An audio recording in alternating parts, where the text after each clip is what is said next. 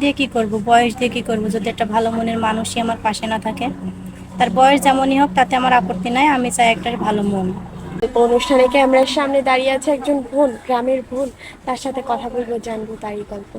আসসালামু আলাইকুম আপু। ওয়ালাইকুম আসসালাম। আসসালামু আলাইকুম আপু। ওয়ালাইকুম আসসালাম, কেমন আছেন? আলহামদুলিল্লাহ ভালো আছি, আপনি কেমন আছেন? আলহামদুলিল্লাহ আপু, ভালো আছি।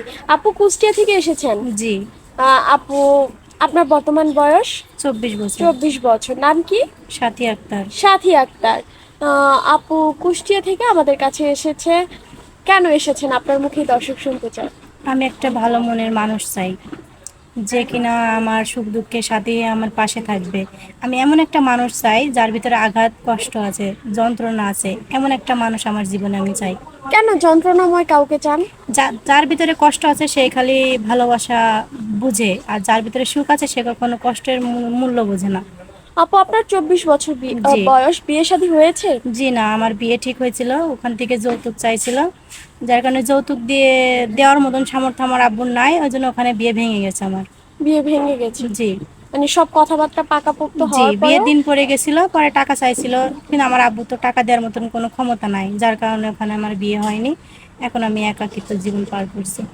এখন আমাদের কাছে কেন এসেছে? এখানে এসে আমার এক আপুর বিয়ে হয়েছে, আমি তার কথা শুনছি, ভালো লাগছে, এর কারণে আপনাদের কাছে আসছি, যদি আপনাদের এখানে এসে যদি একজন মনের মানুষ পাই, এই জন্য আসছি। মনের মানুষ? জি। তার বয়স কেমন হতে হবে, সে দেখতে কেমন হবে? আমি মনটাই দেখবেন? জি। আপু, আপনার 24 বছর বয়স, আপনি অবিবাহিত। কোনো বিবাহিত ভাই যদি আপনাকে বিয়ে করতে চায়? হ্যাঁ, আমি করব, কারণ আমার আব্বু অসহায়, আমি একটা অসহায় ফ্যামিলির মেয়ে। আমি বিবাহিত ছেলেকে বিয়ে করব, সমস্যা নাই, তার বাচ্চা থাকলেও সমস্যা নাই। আপনি মেনে নেবেন? হ্যাঁ, অবশ্যই মেনে সৎ নিব। মায়ের মতো আচরণ করবেন না আসল না, মায়ের মতোই আচরণ না, করবেন? নিজের সন্তানের মতনই মেনে নিব, কারণ আমার যদি এখন একটা বাচ্চা থাকতো তাহলে তো আমি তাকে ফেলে দিতে পারতাম না। বুঝতে পেরেছি। আপু আপনার সাথে যোগাযোগ করবে কিভাবে? এবার আপু, আমার তো ফোন নাই, আমার সাথে যোগাযোগ করতে হলে এখন স্ক্রিনে দেওয়া নাম্বার আপনাদের, এটা আপনাদের সাথে যোগাযোগ করলে হবে। সুপ্রিয় দর্শক, ওনার নাম সাথী আক্তার। উনি এসেছে ওনার বর্তমান বয়স 24 বছর। কেউ যদি সাথী আপুর সাথে যোগাযোগ করতে চান, স্ক্রিনে একটি নাম্বার দেখা যাচ্ছে, এই নাম্বার ইমো হোয়াটসঅ্যাপ দুটি আছে। ইমো বা হোয়াটসঅ্যাপ নাম্বারে আপুর একটি ছবি স্ক্রিনশট মেরে পাঠিয়ে দিবেন, অবশ্যই আমরা যোগাযোগ করিয়ে দিব। আপু, নামাজ কালাম পড়া হয়? জি।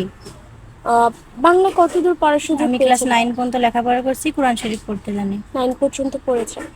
জি। আপু, যদি বিয়ের পর প্রথম কোথাও ঘুরতে যেতে বলা হয়, কোথায় যেতে চান? আমি ঘোরার এমন কোনো আশা করি না, কারণ আমি অল্পতেই খুশি, আমি অনেকে খুশি না। তো আমি ঘোরার কোনো স্বপ্ন নাই।